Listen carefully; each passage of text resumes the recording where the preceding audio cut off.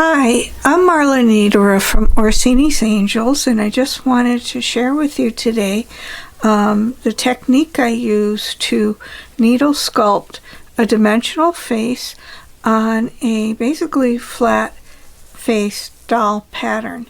Both of these dolls, I have a bundle package in my Etsy shop that has all of the patterns and instructions on a PDF of how to create each one of these, which are Bear Magic and Raccoon Magic.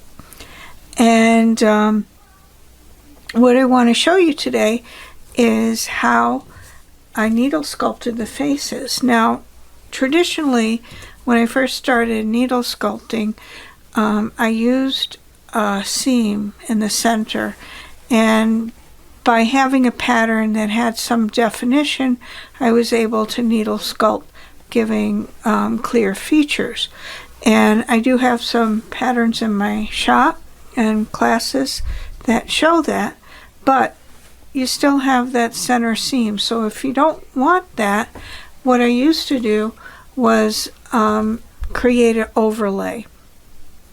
So underneath this, where it doesn't have any seam other than on the chin, I would have a head that had the seam, and then I would use fabric on top of it, and then I would needle sculpt that. So that could be a complicated process. So if you don't want the seam and you don't want a complicated process,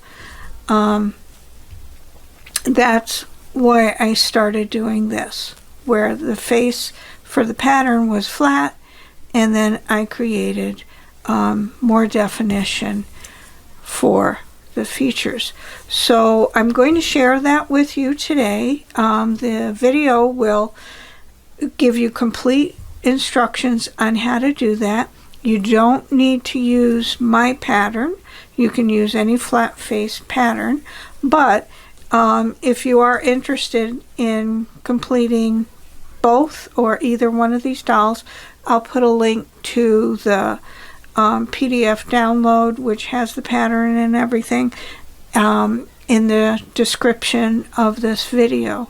So this is kind of a thank you for watching my videos, and I hope you enjoy this, and I hope you enjoy a wonderful new year filled with a lot of creativity.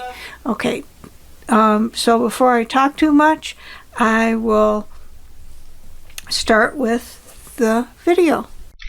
I use the wool stuffing for the head, and I'm just fluffing it out so it doesn't get lumpy. And I tried to use my Sizzix stuffing tool and my chopstick, but I didn't really like how any of them worked other than my surgical clamps. And what I'm doing is I'm putting the stuffing in the very back of the head. So there's 2 layers of cloth in the front of the head, and I'm just putting the stuffing in the very back layer. And here I took the 4 pieces of the felt for the nose, and I stack them together, and I'm just using my John James darner threaded with Nymo size D thread, and all I'm doing is a whip stitch to hold the 4 layers of the nose together on each side.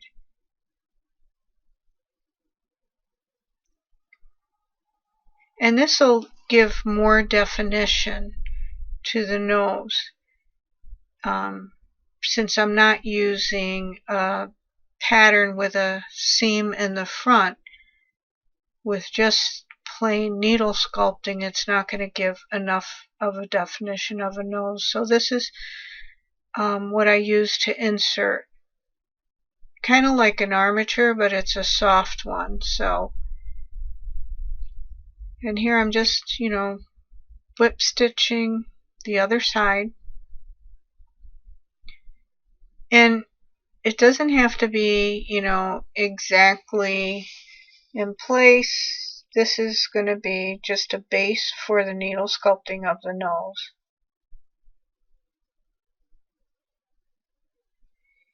And once I'm done with the whip stitch, I'm just going to make a couple of tacking stitches and weave the thread through the sides before I cut it off, so that I'll hold the thread in place.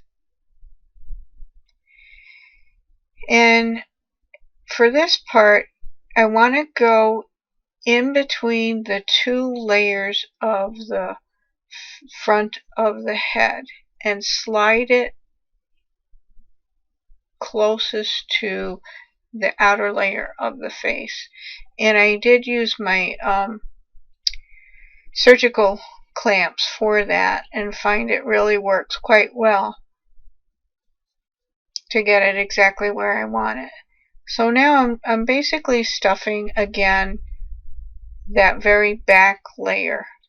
So the felt nose is not in the same layer as the stuffing. So that's why I had the two layers of cloth for the front of the face. And as you can see, I'm just kind of going around. Now I'm putting some stuffing in the side of the head, and I try to do it evenly on both sides. So I'll go from one side to the other just to keep it as symmetrical as possible. And I will massage the head to make sure the stuffing is where I want it and it's not lumpy. And you can use the fiberfill stuffing if you wish, if that's what you have on hand and that's what you like to use. And here I'm taking the John James darner and I'm just using it to adjust where I want the nose, because before I had the stuffing, you really couldn't tell where it was going to wind up. So, and if you noticed, I did take the needle and kind of orient the center seam line of the head to double check exactly where I wanted the nose. And now I'm just adding more stuffing and putting some stuffing in the chin area and making sure the cloth is not all bunched up in there. And now I'm putting some in the cheeks. And now that I've done that, I'm just kind of massaging and making sure everything's where I want it and not lumpy. And I'm finding that I did have a little bit of lumpiness on one side of the head, so I'm using my darner to just bring the stuffing where I want it and smooth it out before I start the needle sculpting process.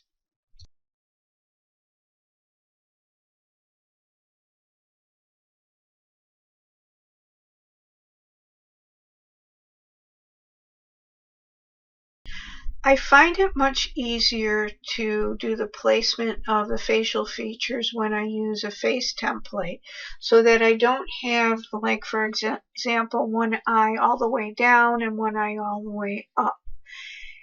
And I start out by making 3 dots alongside the bridge of the nose.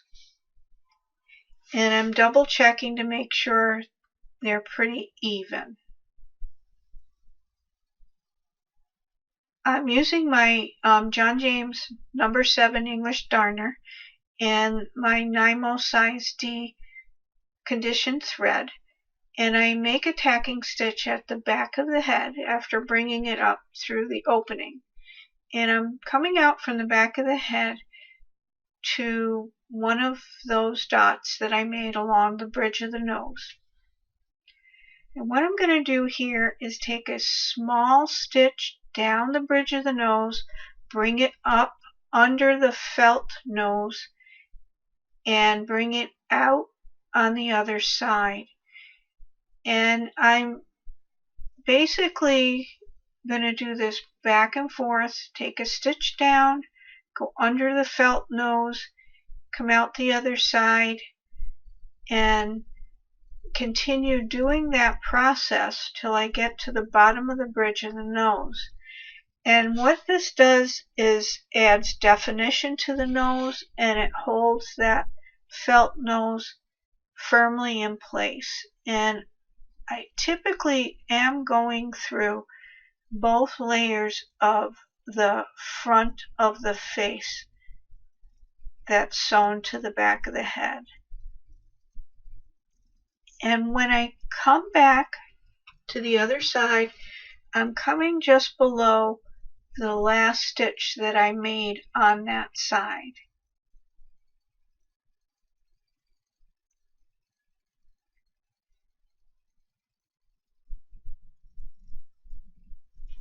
And I keep going back and forth, doing the same process until I get to the very bottom of the bridge of the nose.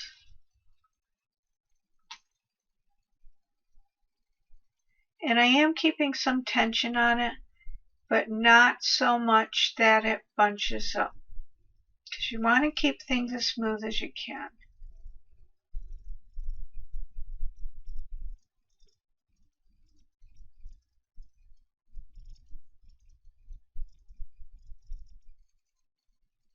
And there's my last stitch, and I'll bring it to the back of the head and make a tacking stitch to hold everything in place.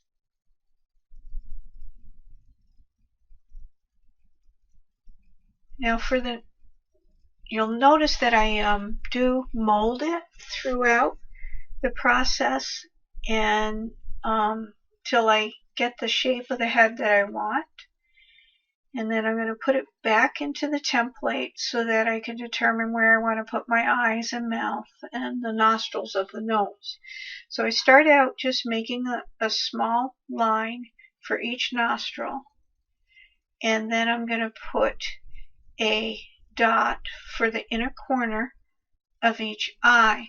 And I use the lines as a suggestion depending on where I want to place the features on the face. The lower the eyes, the more childlike; the higher up, the more adult-like the face will be.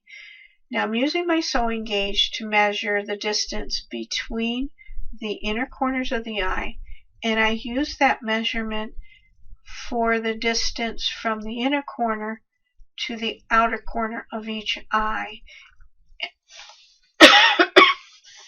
Excuse me. And if you notice, I do readjust the marks I make after looking at them a little closer in the template. And it's okay, because all of the painting and the pencils that we use will cover up any excess marks. Now there I wanted to put the V for the line between the lips, and I put it too high, so I just erased it and readjusted it.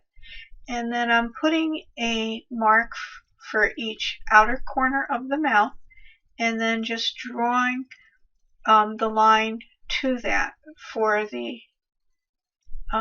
inner line of the mouth. And then I just drew a line for the lower lip.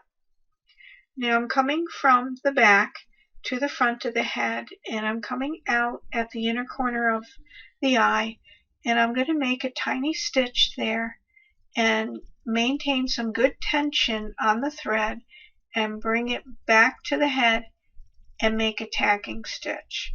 And the tension will give more definition to the eye area. And then I'm doing the same thing on the other side. I'm just taking a small stitch and maintaining some tension and bringing it to the back of the head.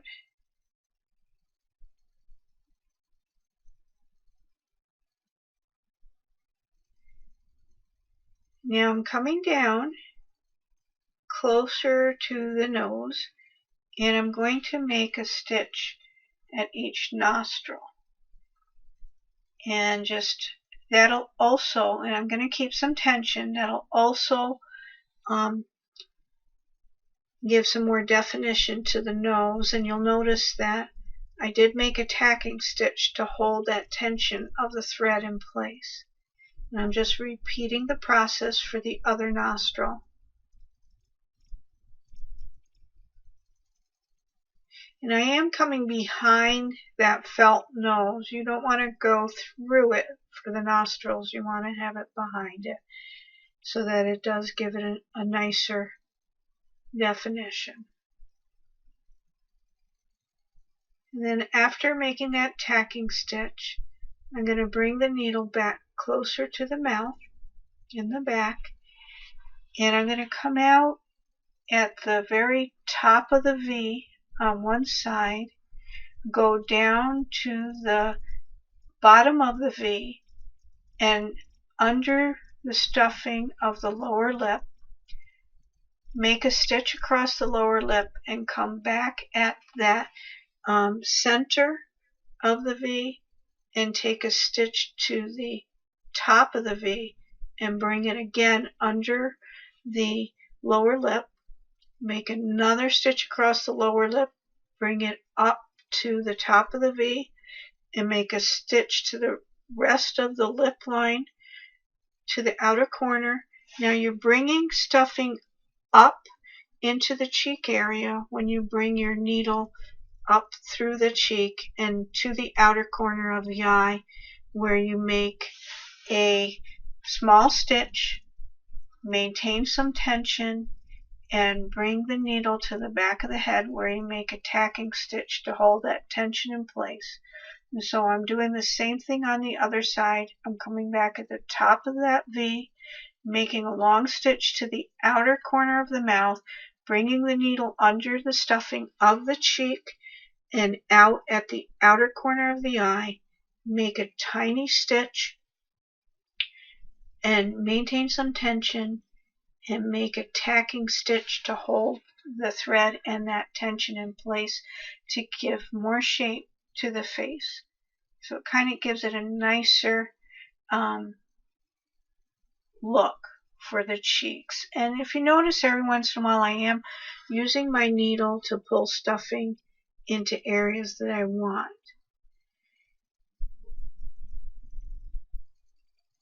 And here I'm just putting the stuffing back into the head, and I'm going to do some other stitches to create more shape to the head. So I'm going from the top of the head to just underneath the face of the head by the outer seam, or the side seam, I'm sorry, and I take a small stitch and I take some tension with the thread and make a tacking stitch. So you see where it's pulling up the face.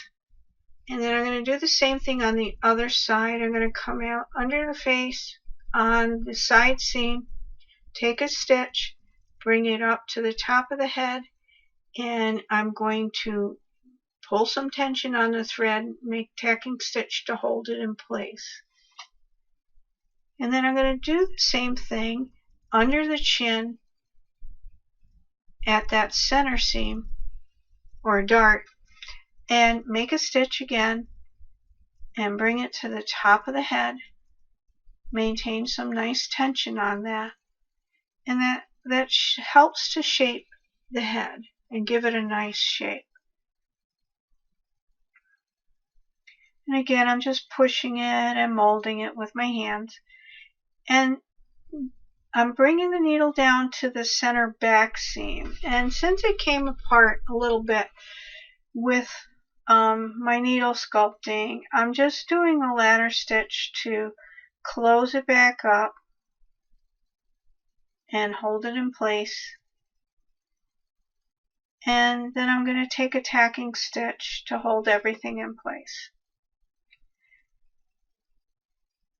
And next what I'm going to do is make a gathering stitch all along the bottom of the head, right under the face. And again, this is going to help with the definition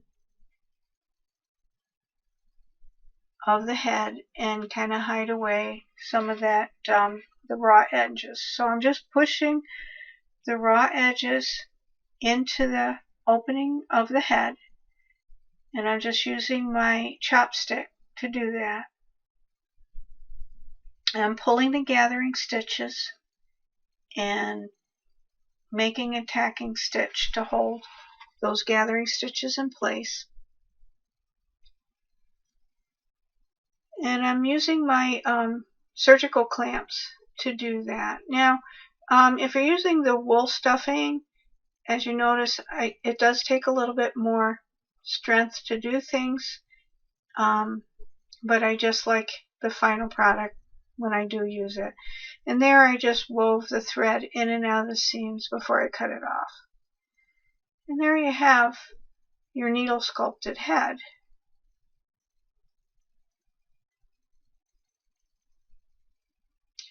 Now I took some elastic cord, and I'm using a needle that's basically from a utility needle that has a sharp point and it has an eye big enough to thread the cord through it. And it's not always a real easy process, but I start out from the opening of the head and I'm bringing it up on one side of the top of the head. And there's a lot of wiggling, and I do tend to have to use my surgical clamps to pull it. Now I leave that unthreaded, and then I bring the other end into the needle. And what I'm doing is making sure I'm bringing that into the same side of the neck as the head for that strand of the cord. And again, it's a little difficult with the thicker needle to come through things, but then I'm coming up through the opening of the head onto the other side of the top of the head so that the cord is coming out of the same side of the neck.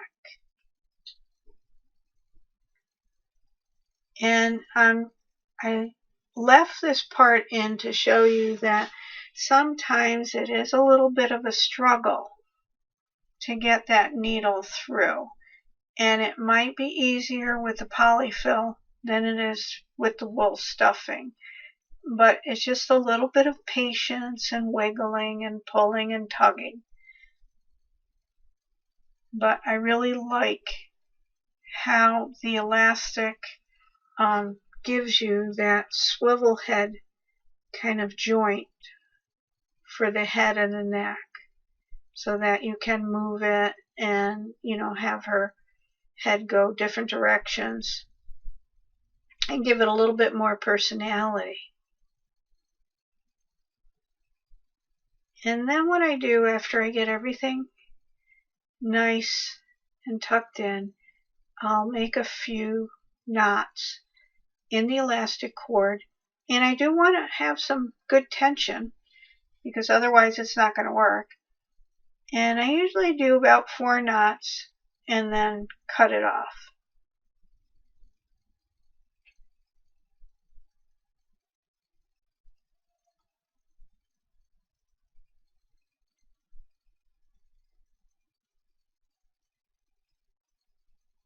So there you can turn the head and move it the way you want. So it gives more posability. Now to mark the placement of the ears, I do put it back into the template. And here I'm measuring how far the distance is from the outer corner of the eye, so that I'll do it the same way on the other side of the head.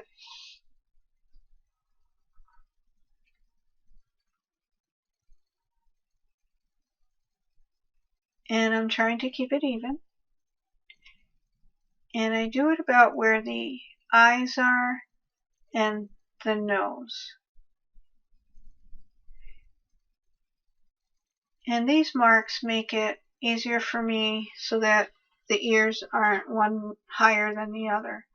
And what I do with the ears is I just tuck in those raw edges before sewing them on.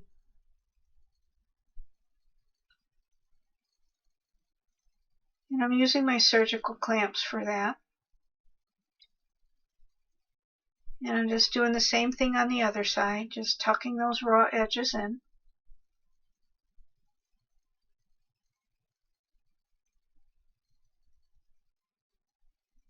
And here what I'm doing is making sure they're both the same size and even, and that I tucked them in the same way.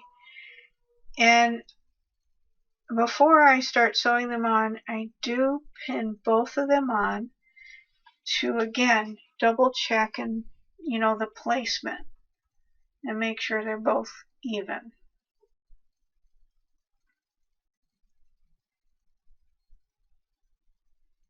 And I'm just using the short dressmaker pins for that.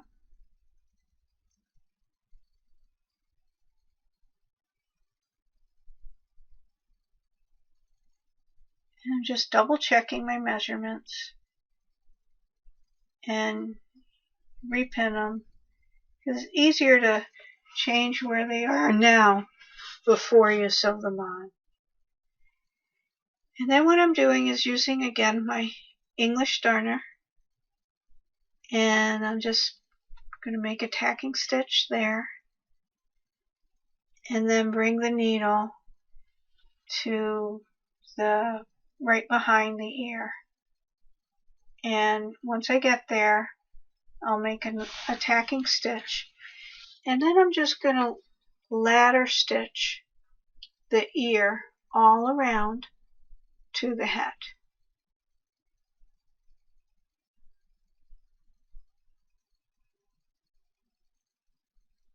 I do use the ladder stitch a lot in my doll making. I just find that it makes a nice seam, and the smaller the stitches that you use, the nicer it looks when it's finished. I'm just going, taking a stitch at the head, then taking a stitch at the ear,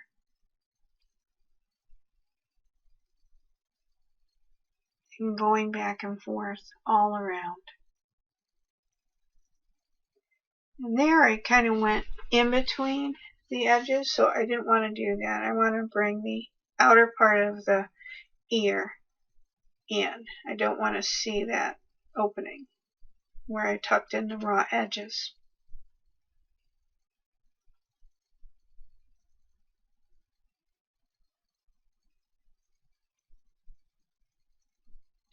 And just keep ladder stitching all around.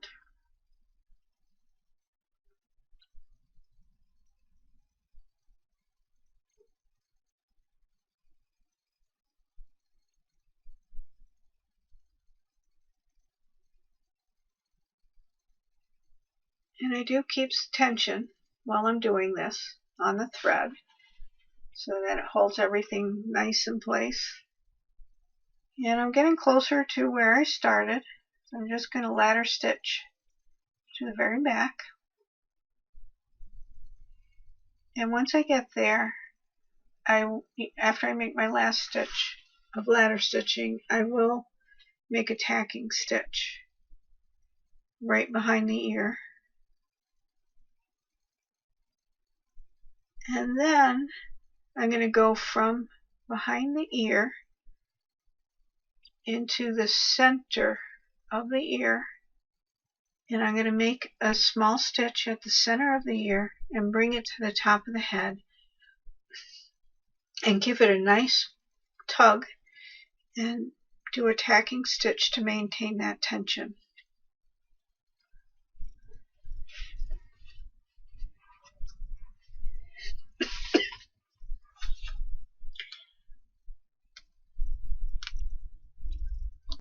And then I just wove the thread out before cutting off because I needed to attach a longer strand of thread before sewing on the other ear.